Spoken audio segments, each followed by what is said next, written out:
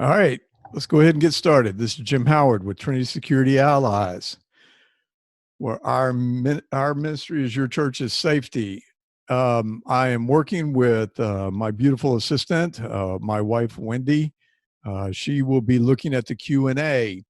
If you have a question to ask us, please go to the Q&A. We try to stay away from the chat. It's one of these type of things where it gets a little confusing on us. And I already see there's some people out here doing chats, but go to the Q&A for us and get your messages out there. Let us know where you're at. That way we can track it and later on get back to you on this. Okay, tonight we're talking about developing a safety team. Last week we talked about putting together a safety plan. And of course, this is the next step. After you've decided that you're going to do or have safety, this is the thing that you have to do.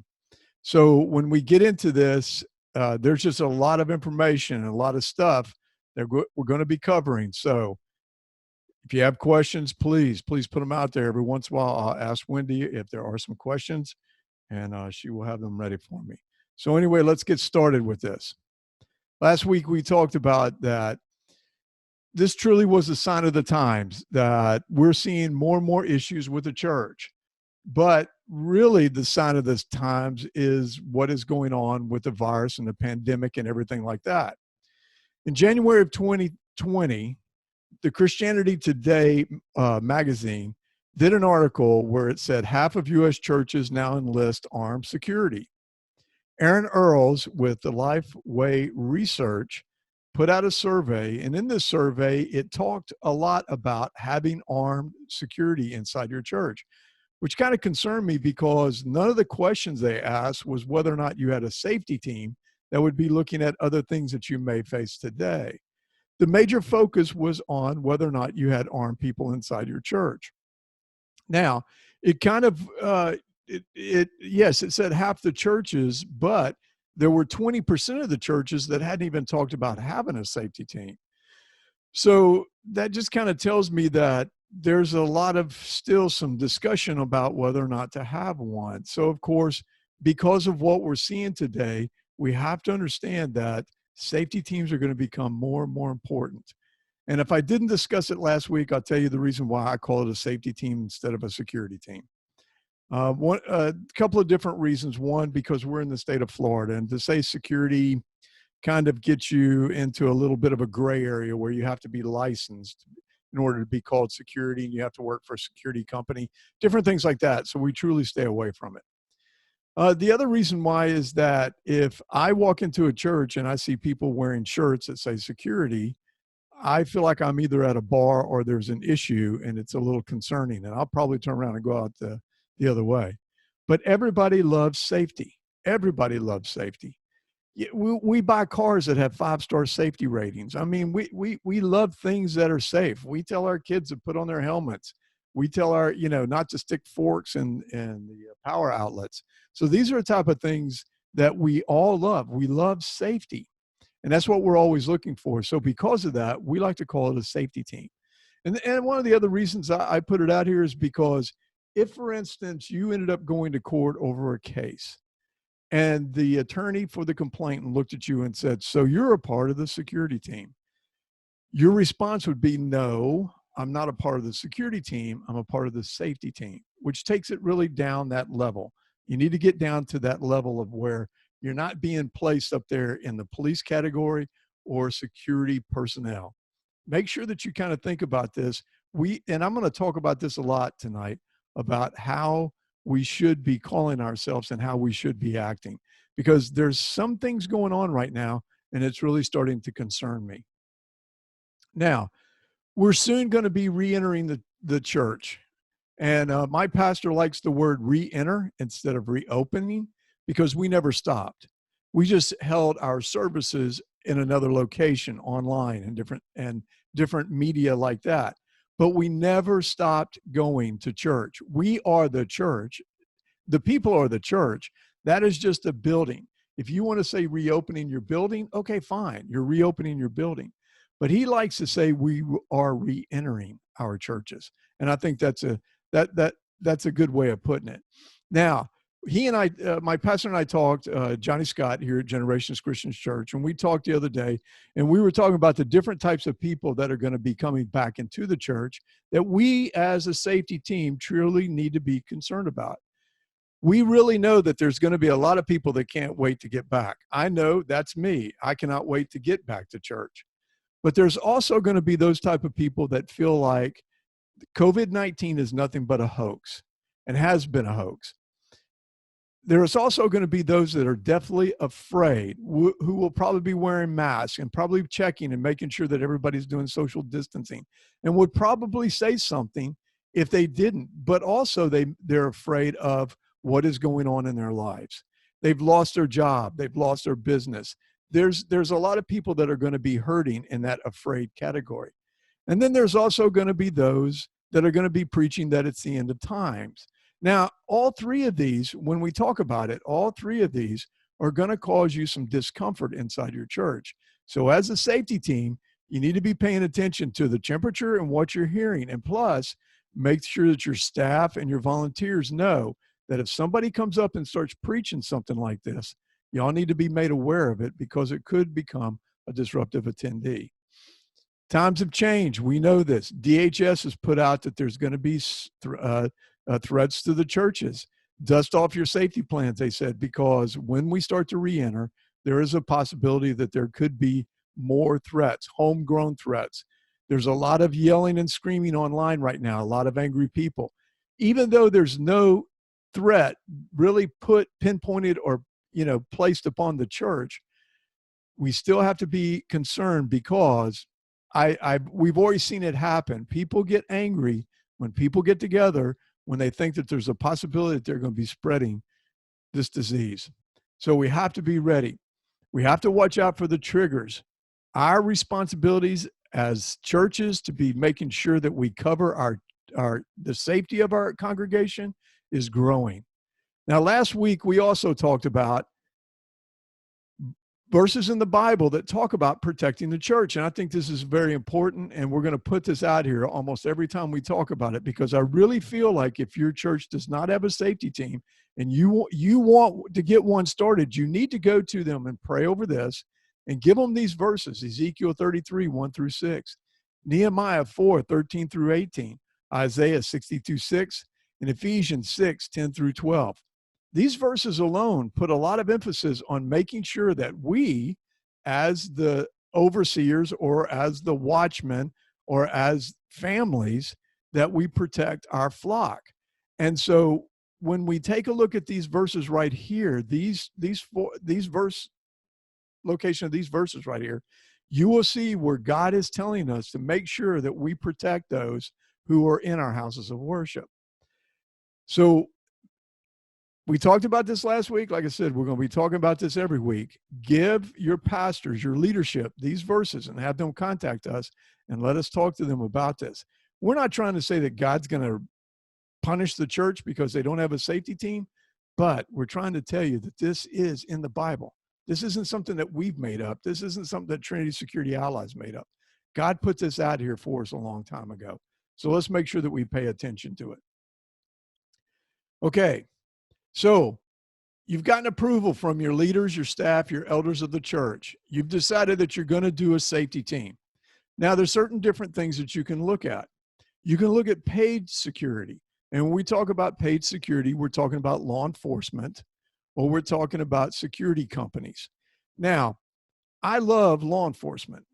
I love it when we have guys that direct traffic out and to help us get in and out of our church. And they do come into our church after they're finished and kind of hang out. It's a great deterrent. But I can tell you that even with the deterrent that we have there, we still have had mentally ill and disruptive attendees come into our church. They do not care. But even if you do pay for law enforcement to come in and do kind of your security, and I put that in parentheses, they're only one person. And plus, most of the time they're in uniform. A couple of other things. I know that in Pasco, they put that position out there. So if it could be anybody that grabbed a hold of it, anybody. And the other thing behind it also is that if you do go with your local law enforcement, if something else is going on, you may not be covered. We have had this happen. Churches in Hillsborough County have told me that they have requested paid law enforcement only to be told that they have too many other positions, other jobs in the area, and they don't have enough people to cover it. Now you can go with the paid security guards. I really have no problem with that. I have a really good friend of mine who worked in the security business, but I just have to go back to the church. I have to go back to the Bible. And in John 10, 12 through 13, Christ himself says, the hired hand is not the shepherd and does not own the sheep. So when he sees the wolf coming, he abandons the sheep and runs away. Then the wolf attacks the flock and scatters it. The man runs away because he is a hired hand and cares nothing for the sheep. I'm not saying that about every security guard that's out here, but what I am saying is that it should be our own members of the church that protect our families. And that is kind of the point that I'm putting at. So what we want to talk about is your safety team leader needs to be a member of your church. Now, reach out. Maybe you have some law enforcement, retired law enforcement, military, retired military. This is a ministry for them. They may be searching like I was searching on finding a ministry inside the church. And when given the opportunity to use the talents that I have been developing over the last 28 years, it was an answer to prayers. I did not know where I was going to serve in the church. And I can tell you right now, children's ministry and being a greeter, I didn't do well because I just didn't have the right attitude. But your safety team leader needs to be a member of the church. You cannot just say, hey, you over there, you look like a guy that knows what's going on. But it needs, if you have law enforcement, that's great. If you have military, it's great. If not, a person that has been led by God to take up this position. Because I have a lot of members in my safety team that are not law enforcement, never had law enforcement experience. Some of them never had military experience, but it's because God has led them. And that's what we're always looking for. We're looking for that person that we know has been led by God, has prayed over it, and knows that that's the position that he should be in. Now, your safety team leader, follow the instructions from Titus 1, 7 through 9. Paul goes in and tells Titus, since an overseer manages God's household, let's just say safety team member, okay? Since an overseer manages God's household, he must be blameless, not overbearing, not quick-tempered, not given to drunkenness, not violent, not pursuing dishonest gains. Rather, he must be hospitable, one who loves what is good, who is self-controlled, upright, holy, and disciplined. He must hold firmly to the trustworthiness message as it has been taught, so that he can encourage others by sound doctrine and refute those who oppose it. Kind of says it all right there. If you find a person like that, make sure he's your safety team leader, because no. Anyway, he also should be involved in the church. Don't go out and have somebody that just says, yeah, I want this position, but does not care really about the inside or the intricacies of what is going on in the church. You should be a part of a small group, at least one, maybe two, but he should be somewhat involved in the church. As the church leaders, you have to understand this position is just as important as your other ministry leaders. And the reason why I say that is a lot of times safety team leaders don't know what's going on until the day of. And that's not the way to be handling a safety team. You should let your safety team leader know as soon as possible issues or concerns that are going on in the church. The change in ministry, the change of the service. If you have a lot of people coming down front during the service, let your safety team know, so that the safety team leader knows, so he can then advise the safety team of what is going on. Let them, the safety team leader, choose the team members. You have to make sure that that happens, because if not, then sometimes you don't get the right people on there. Now, safety team members, they must also be known as servants of the Lord. They should have a clean criminal history record. Now, let me say this.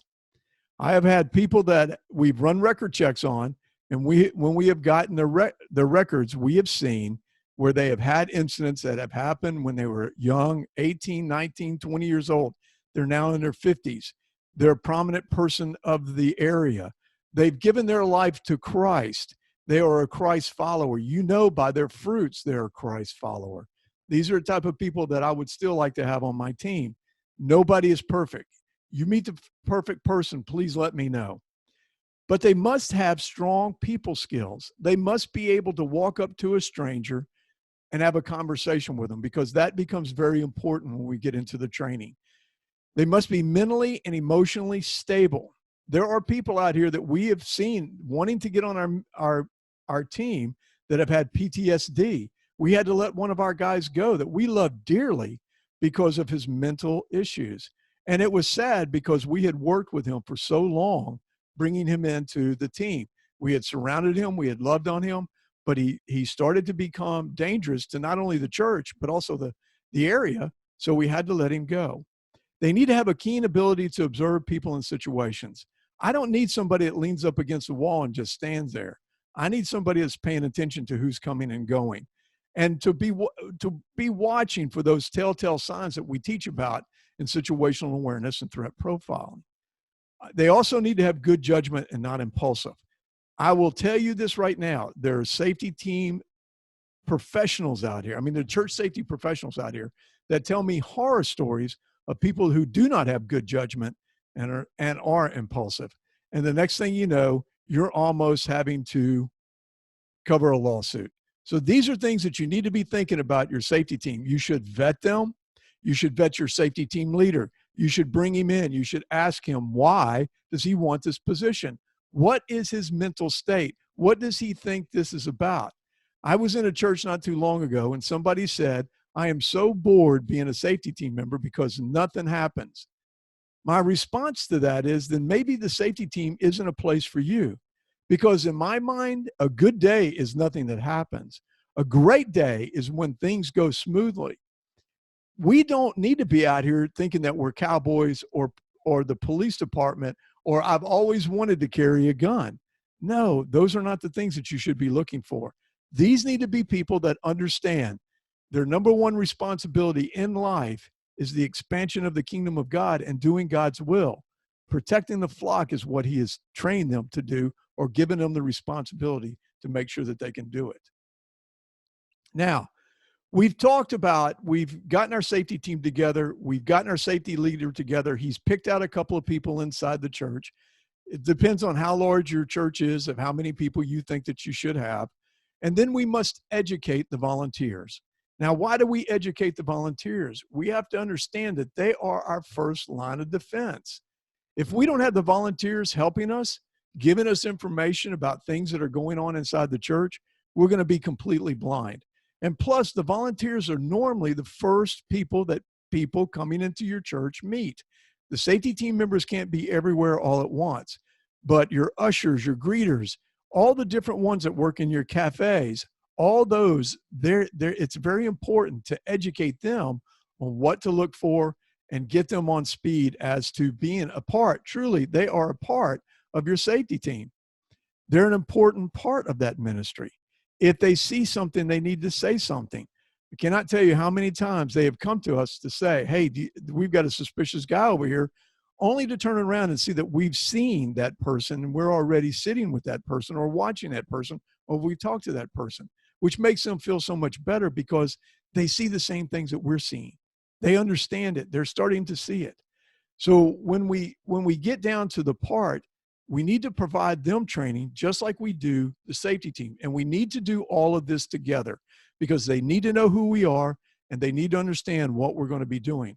Now, the important part of the training that they should be involved in is we need to talk about what type of training, okay? I get calls all the time. Have you ever heard of this company? Do you know anything about this company? Have you seen this company? You want to check out their webpage. If I go to their webpage and see a picture like this, I'm going to tell you right now, please don't use them.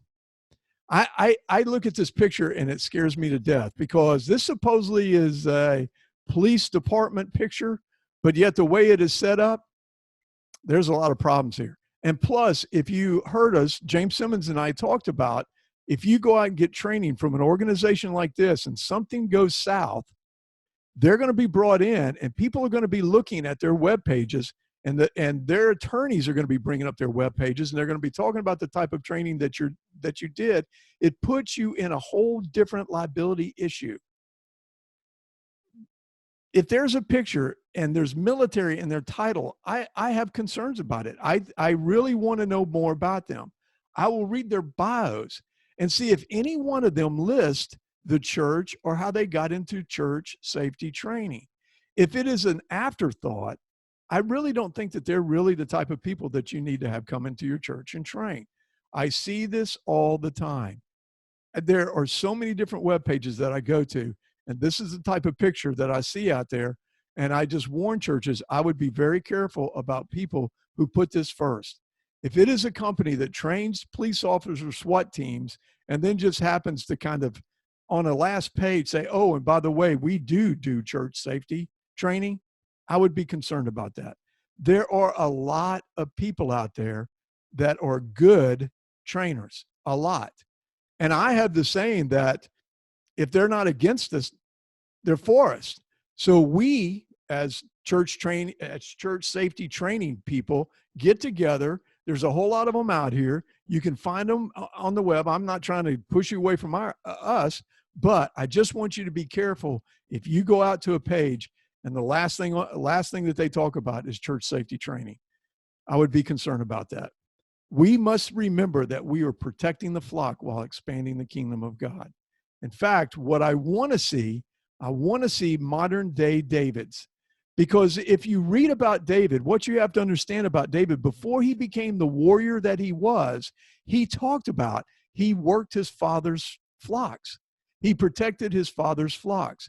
And he talked about going after the bear, or going after the wolf, or going after the lion. But the thing of it is if that animal ran away, he stayed with the flock. He did not go out chasing it.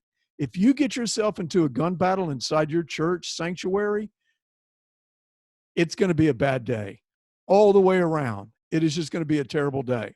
So I'm telling you, we need to be looking for modern day Davids that understand the importance of protecting the flock, but understand they need to be watching for the wolves. They need to be watching for the bears. And what we need to be doing is stopping them before they get into the church or getting law enforcement there before it goes south. We've talked about this before. We want to make sure that we're planning on trying to keep the congregation safe. That's the number one responsibility, not getting into a gun battle. That's the last thing you ever even want to think about or even talk about. Now, we get into the church safety training. We bring our volunteers in. One of the first things that we're going to do is we're going to teach or talk about education on why a safety team. Some people still don't understand the importance of a safety team. So we have to go through this step of why we need safety teams inside the churches. The second thing that we should train on is situational awareness, threat profiling. Now, this is something that I feel is very important because it gives us an opportunity to train people on what to look for in people. There's three types of people that come into your church. There are those that come into worship, and we know who they are when they walk through the door. There are those that are hurting. And as Christians, we're supposed to be administering to those that are hurting. And then, of course, there are the wolves in sheep clothing. So we train people on what to look for.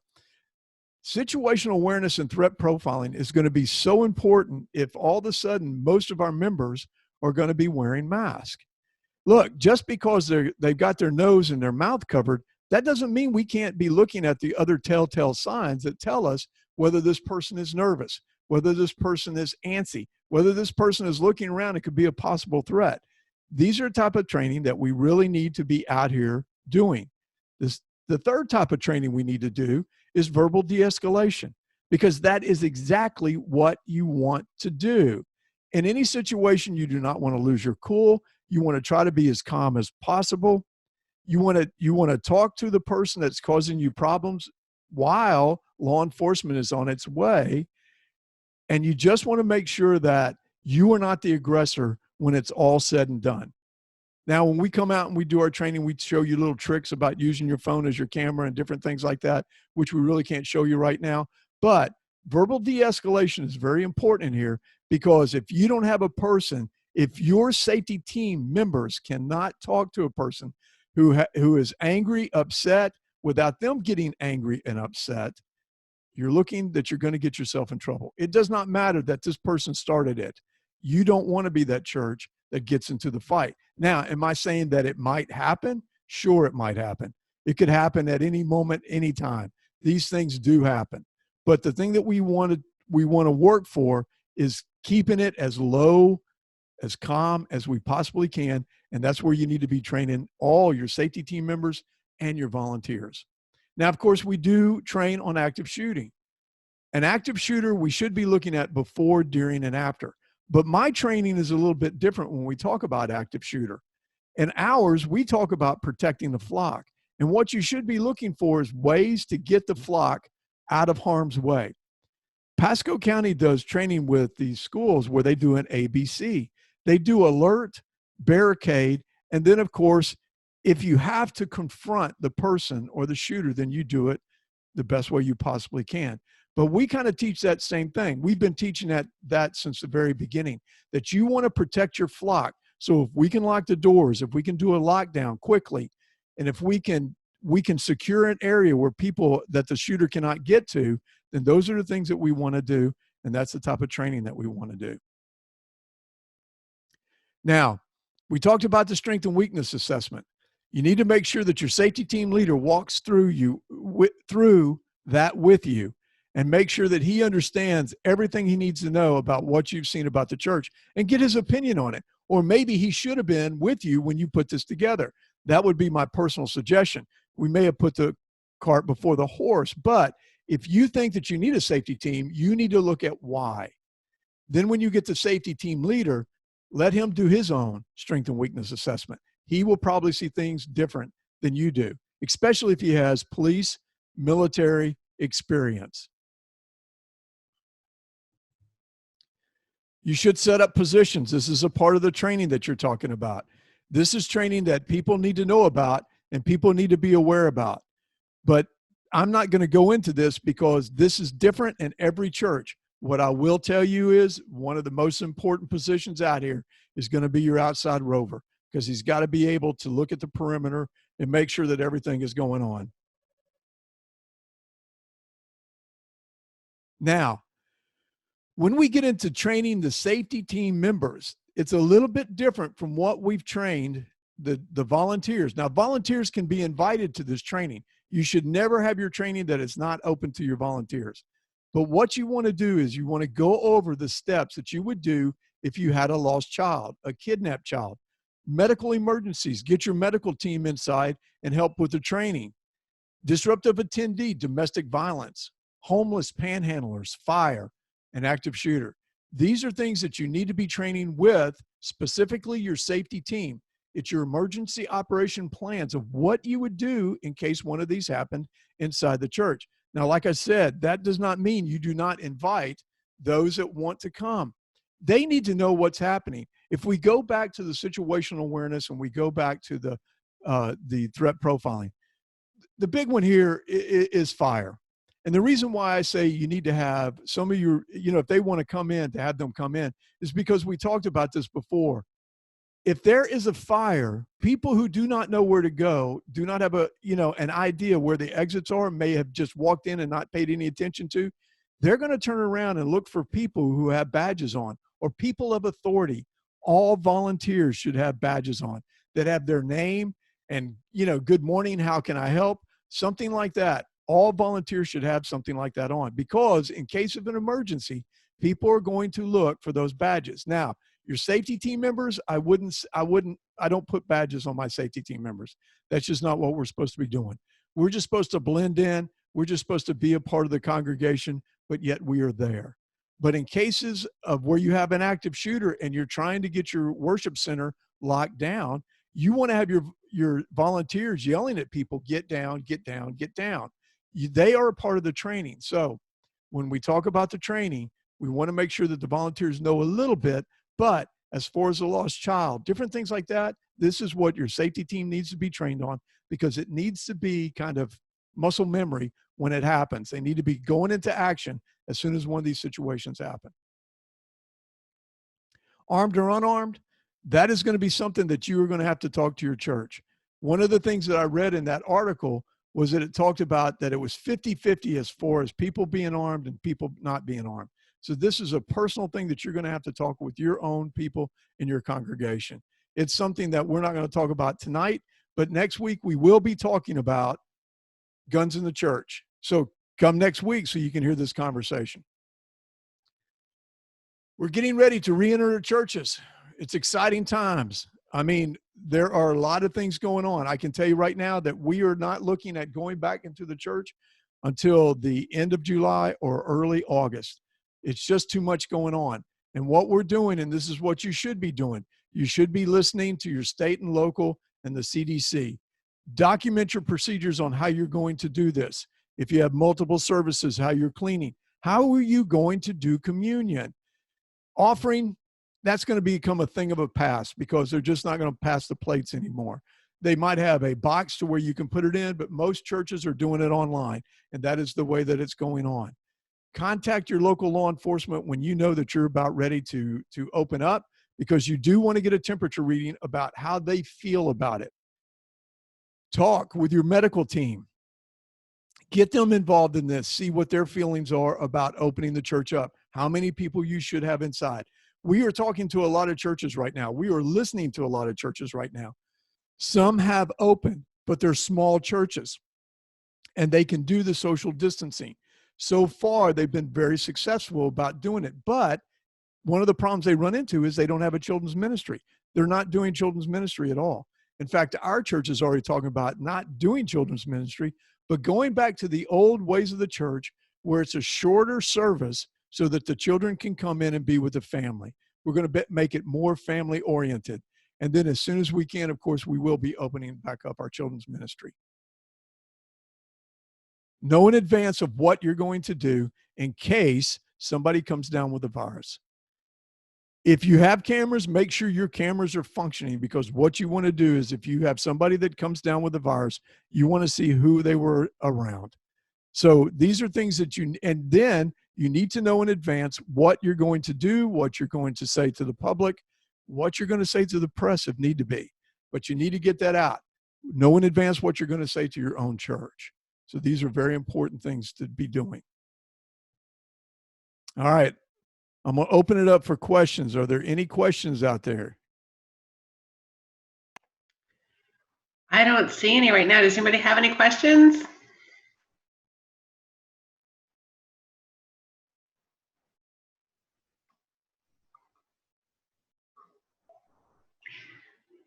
Does anybody have any feedback on what they thought of the presentation tonight?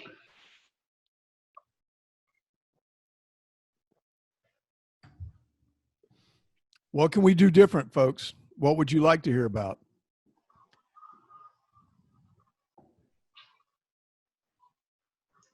Clear and precise. That was one of the comments that we just got from Dave Johnson. Thanks, Dave.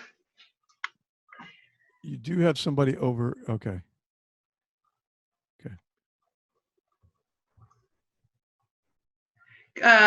Lanny Moore, good information. All right, guys, we're going to put this out on YouTube, hopefully in the next day or two. So please, Dan, thank you, Gregory.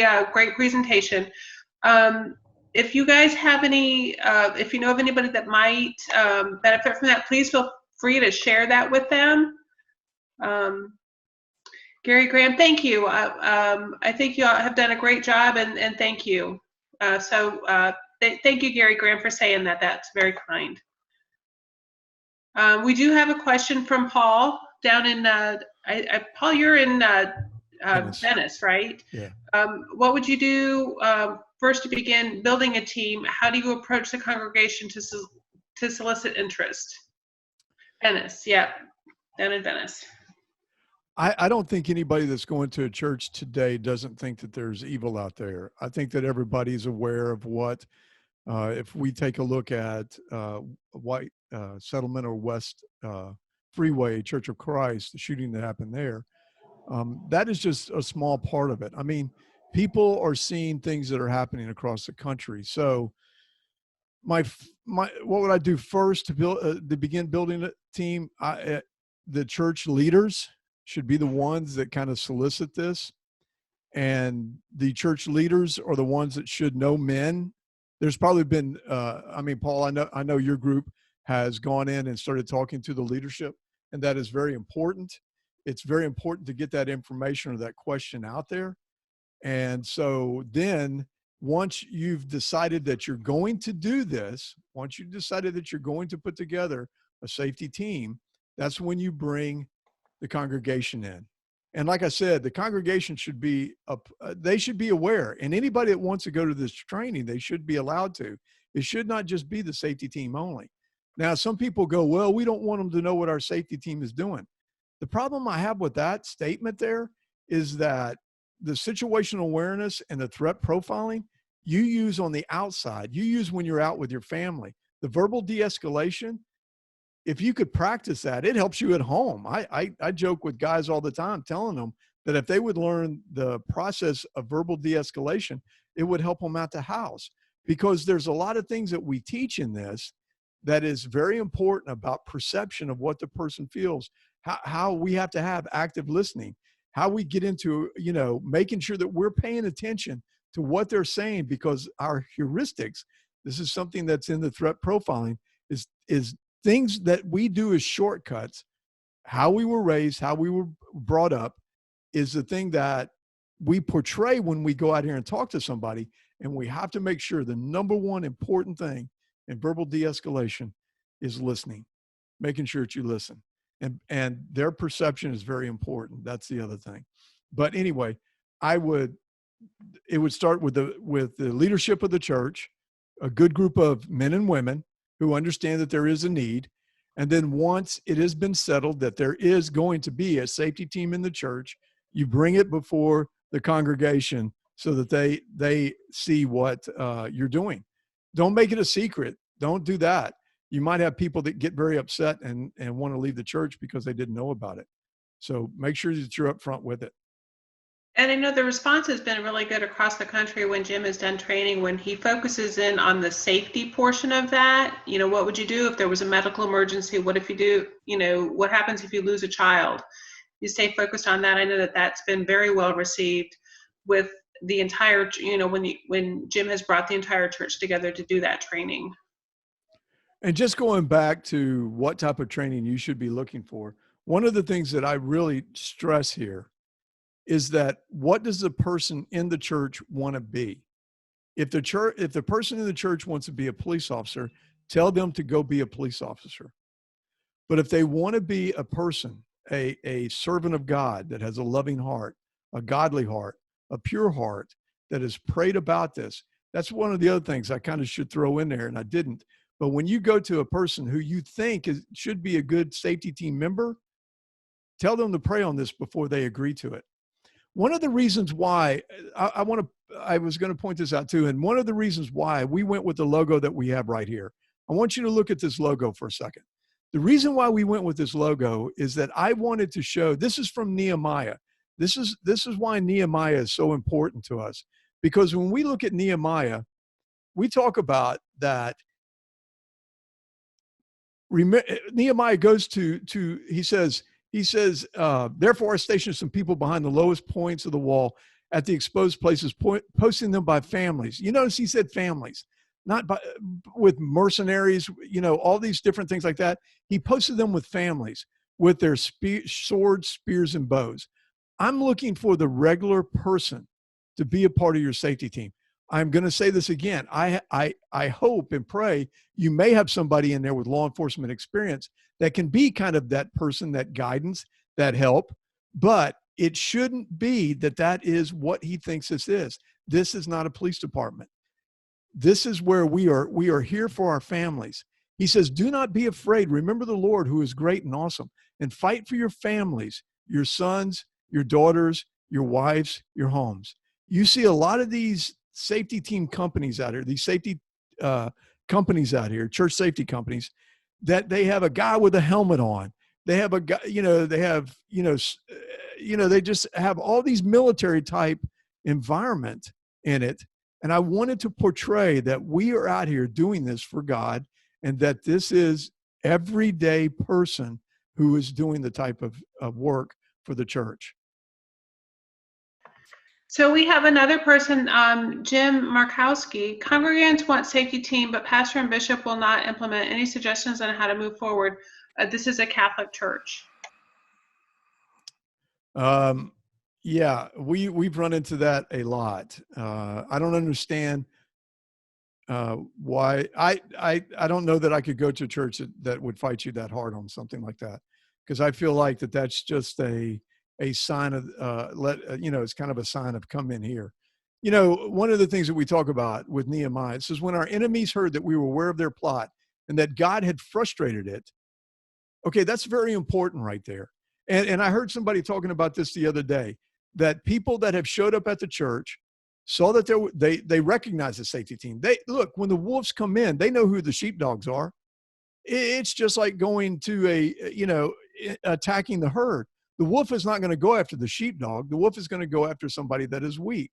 So when a wolf walks into your church and sees that you have a team that's sees them as frustrated their plan, they're going to go away. They're going to go to a church that they know is soft. And I've worked with a lot of people from the Catholic churches, Jim, that have had the same thing. And I really wish that they would start thinking about it, because if it just gets to the point that nobody else has, every other church you go to has a safety team and the Catholic church doesn't, they're making themselves a bigger target. I just really worry about that. Of course, you can always get together with guys inside and just do the training on the side, and just not let, have people in specific locations that know to call the police in case they see something. That's the number one thing that we're going to train. As soon as you don't feel comfortable, you get on the phone and start calling the police. You don't stand there and let that person stay around inside your congregation and then have something happen. Okay, I don't see any other questions or comments, so.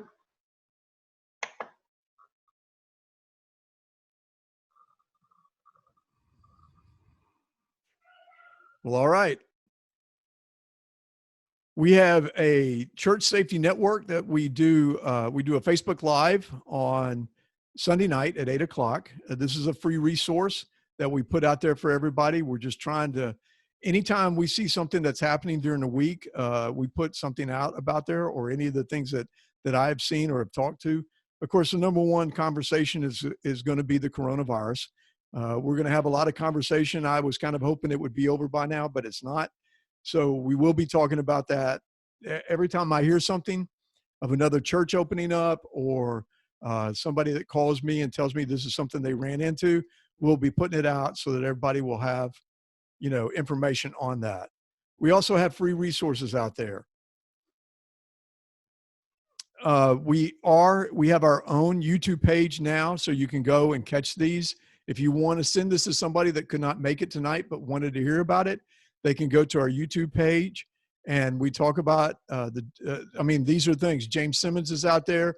How to put together a safety plan is out there. We're going to have more. We're trying to record our Facebook Live, so they're out there. It's just good tidbits of information that we're putting out there. I also work with the God Logic Project. You can catch where I go and I speak with Kevin Haggerty, where we do topics of church safety and guns in the church and the different things like that. So they are out there. Some of the other resources. We have our free resources on our webpage, putting together a safety plan. Now, these are small little booklets. I don't want to bore you with the 1,000 pages. These are 6 to 8 pages worth of information that you can use. Putting together a safety plan, developing a safety team. Carrying weapons in the church is what we'll talk about next week. I think that's very important. And also Sunday morning, what to look for. Now, the Sunday morning, what to look for, I'm trying to get in touch with a friend of mine who's up in Minneapolis that is a safety team leader in a large church. And he also works for the Mall of America, helping them. And so I'd like to get him on. We're going to try to get him on, Simon Osman, and we're looking forward to that. Okay, if you carry, I always put this out here because I think it's very important. I think I would be not doing my due diligence if I didn't. If you carry a weapon, you need to be looking at some sort of assistance, legal assistance, in case you have an accident, you have something that happens that doesn't go your way. USCCA, I've looked at them. They've worked really, really well with us. We are an affiliate of theirs. They do help us because we are an affiliate. Anybody that joins through us, they are very gracious. I'm very happy with them. They contact me once a month, seeing if there is anything that I need. I don't know of any company. Like I said, and I know that the NRA did have an organization out there that they were looking at doing something like this. But if I understand correctly, they're not doing it anymore. But if you're going to carry a weapon, you should have some sort of protection. And this is a legal group that would help you out in case something did not go right. So you wouldn't drive your car without insurance. You should not be carrying a weapon without having some sort of protection. They also have good training videos. They're excellent in a lot of the stuff. They go through and break down shooting videos. I just saw one the other day of where a guy came into a place and tried to rob the place, and one of the clerks had a firearm and exchanged gunfire. And it was very informative, and it was very, it just taught an awful lot in that video. We are starting ways to support us. Of course, always prayer.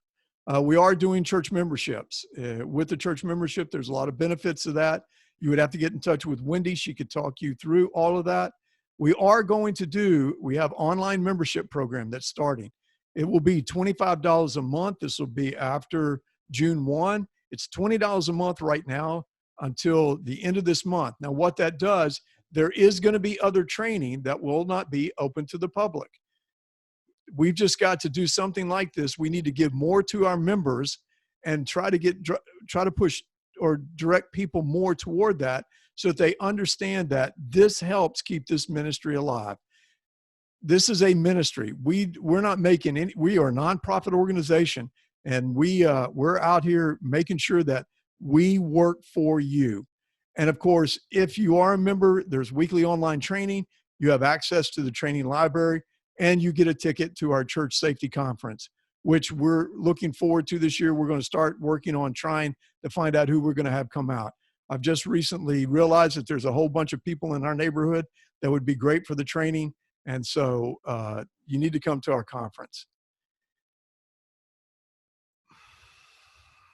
And thank you for coming out. I really appreciate it. This means a lot to us to see you out there. This means a lot to us that you are concerned and you're concerned about your church's safety. This is just very important to all of us. And so if there's anything that we can do, if there's anything, any questions or anything like that, please reach out to us. And if we don't have anything else, I'm just going to say a quick little prayer. Lord, thank you for the people that have come out tonight.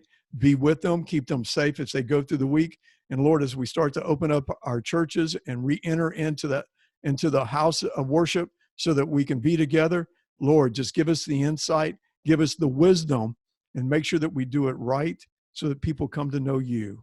It's always, always in your son's name we pray. Amen. Thanks a lot and have a good night.